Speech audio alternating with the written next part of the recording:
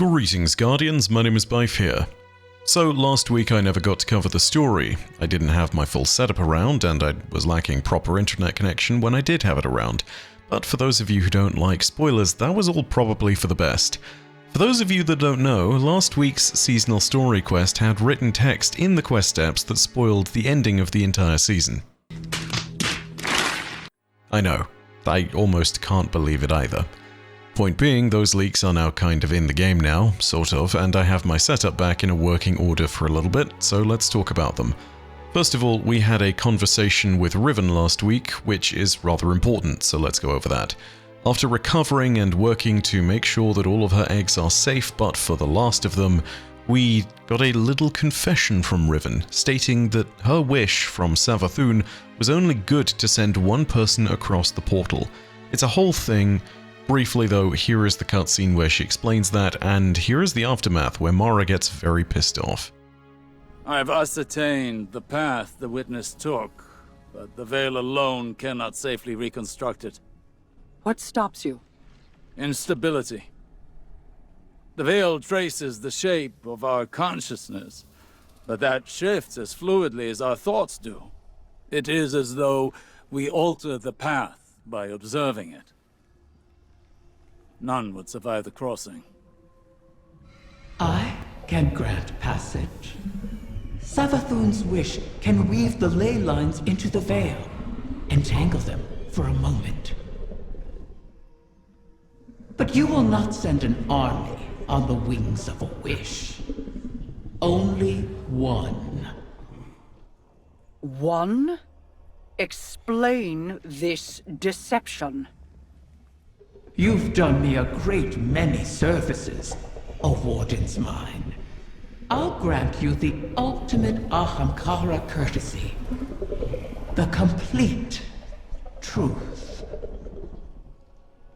Savathun's wish grants one singular passage. No more. You knew from the beginning. You sought to twist our aspirations, as your kind always does. How many of my clutch would you have saved had you been privy to the limitations of our arrangement?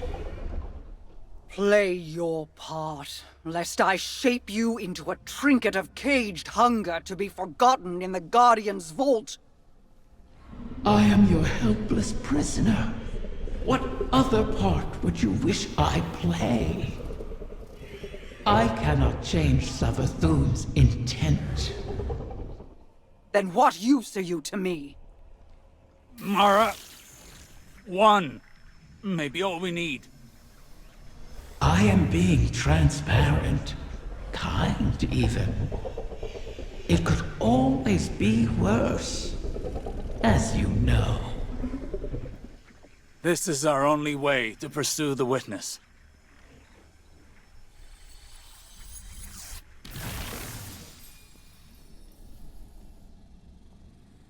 One to send.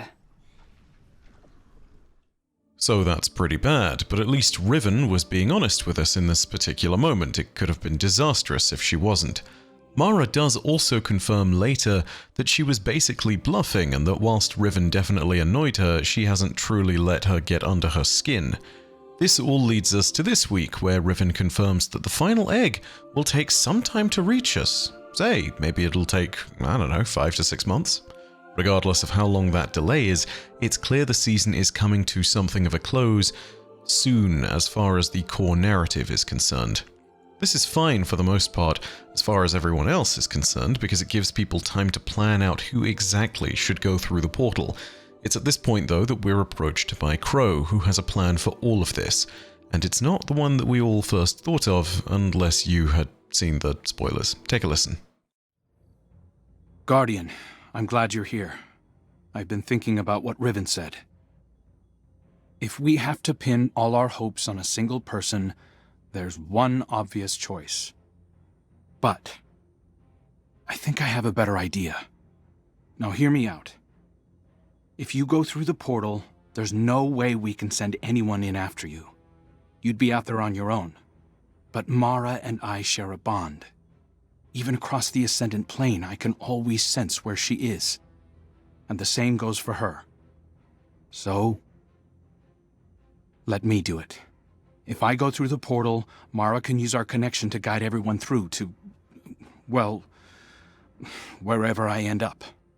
I plant the beacon, and you come and kick the door down. Please, Guardian, I have to believe I was reforged in the light for a purpose. I can do this. We can do this. I just have to tell Mara. So Crow is going to head in there alone. Riven's wish is only good for one person, but Crow and Mara's unique connection will be our guideposts. Let's explain the mechanics of all of that for just a second. This goes all the way back to when Mara and Aldrin were still human. Now, I say Aldrin here because at the time being, he was Aldrin, or Aldwin. This is a connection that persists in Crow, though. They were both human beings during the Golden Age aboard the Exodus Green. They were heading out to the edges of the system on a colony mission, much like all the other Exodus program ships, and then the collapse occurred. Mara saw that the end was coming and decided to die out in the vacuum of space as they were being attacked by a pyramid ship. There, she saw a great cataclysm of light and dark colliding, and the combination of these two great paracausal forces generated a singularity. This would then start to pull in the Exodus Green. Mara had chosen that she was going to die simply by staying on the outside of the ship. She was going to use her little time left to be alone in the great vacuum of space, but Aldrin, being the brother that he was, had followed her outside. When she saw that Aldrin was following her and that the singularity was ahead of her, pulling all of them in, Mara decided to cut the tether that was holding her onto the Exodus Green, and she hit the singularity first.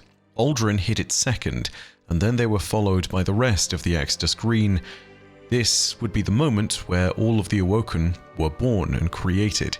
Inside the singularity, the Distributory, the original home of the Awoken, was created. Because of this moment where Aldrin and Mara crossed the singularity, they share a strange paracausal connection. They can sense where the other is across vast distances and dimensions. This connection persists in Crow, and this is what Crow is suggesting can be used for everyone to find their way through.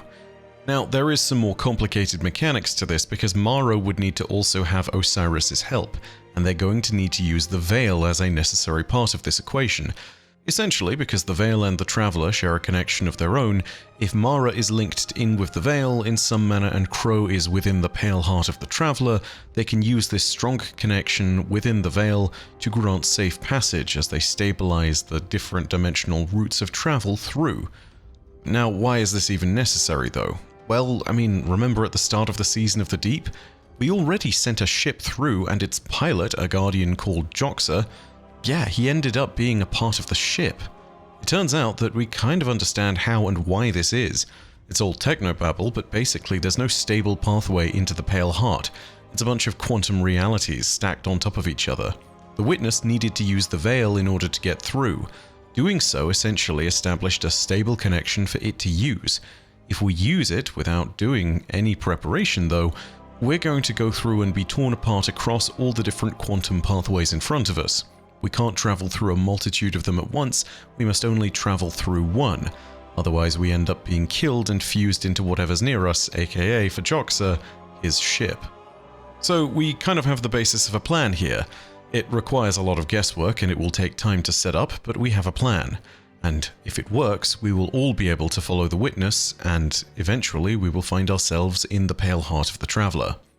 After fixing the Oracle engine and hearing a few more words from Mara Sov, we get a conversation between Osiris, Mara Sov, and Crow, in which these plans are set in stone. Why is your first inclination ever to charge headlong into danger? Because you're always keeping an eye on me. You have fallen from my sight before. I may lose you. It is impossible to know the probability of success. But, Don't give me that. This is exactly like something you do. yes. Queen Mara. You are not sending him, Osiris. No, of course. But if he were to reach the other side, your connection, like the Traveler in the Veil, was forged in a collision of light and dark. It is a tangible thing. We do not know that it would remain so. Whoever goes, more than likely goes alone. Our problem has always been focus. By aligning your and Crow's connection with the Veil, entangled on either side of the Traveler, I believe I can forge a bridge between you. One we could all traverse safely. I'd be a flare in the darkness for Osiris. Then we call in the cavalry. You could find me in the storm, sister. Tell them where to go. Do you know what you are asking? The Guardian would be but a step behind him. I cannot keep you from your purpose. I cannot control this. And so, I put my trust in you. All of you. You will return to me. Let's get to work. How do you propose we compensate for the quantum? You won't be but a step behind him, will you? Take care of him.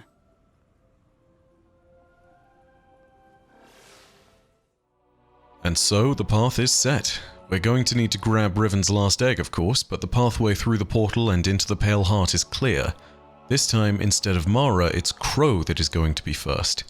When exactly this happens for good, I don't know, but I have to presume that this is the last week of story that we'll be getting for a while. 5 or 6 months without this. That's going to be interesting, all right. Osiris is going to need to stick around and figure out the rest of the Veil's mechanics. Mara and Crow are going to need to prepare, and Riven needs to grant the wish properly. But the pieces are all in motion now. Our next step will bring us into the Pale Heart, and we will face the final shape. As for what happens from this moment onwards, I don't know.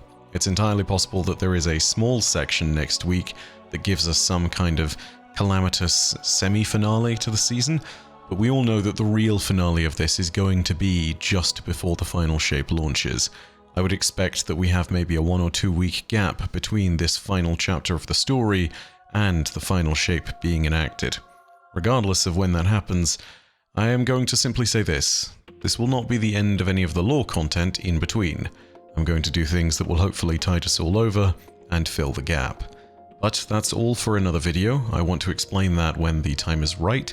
There are a few other pieces of content that I want to get done first. So, in the meantime, thank you very much for watching, and I hope you enjoyed the video. If you did, go ahead and leave a like, and of course know that your viewership as always is quite enough for me, and that in the meantime my name is Bife. Per Audacia ad Astra. I'll see you Starside.